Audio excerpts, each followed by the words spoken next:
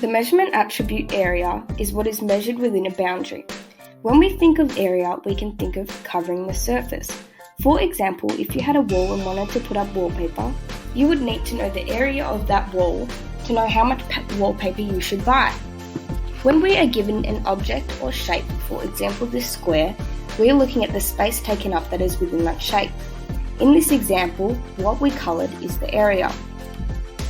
A great way to find an informal area of an object is to draw it on grid paper and count the amount of grid squares within your object. Big ideas for area: tiling. Tiling is a great way to start learning about area and is a great way to get involved in activity-oriented learning. When we use tiling to measure, you have to make sure there are no overlaps or gaps left. Identical units. When we measure area, for example, if we use tiling as a method of measuring area, all the units must be the same. For example, we can use post-it notes as units to cover an area, but if there is still area that is not covered, we cannot use counters as they are different areas. Partial units. As a continuation of tiling and identical units, there is the idea of partial units.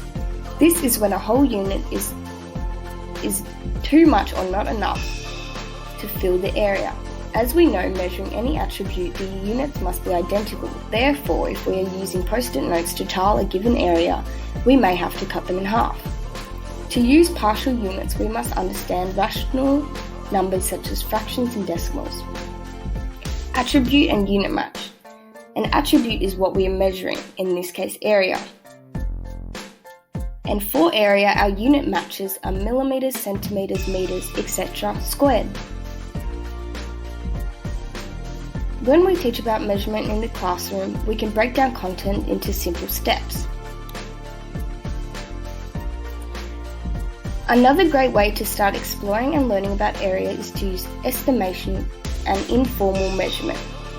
This could entail having a range of objects, comparing them, ordering them from smallest to largest area. When we use comparison, there are two types. Continuous, this is where we could compare the different areas to different objects and decide how to order them.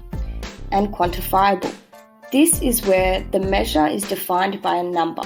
For example, I could have a bench top and measure the area using formal units such as counters, and that bench top could be equal to 50 counters. Created using Powtoon.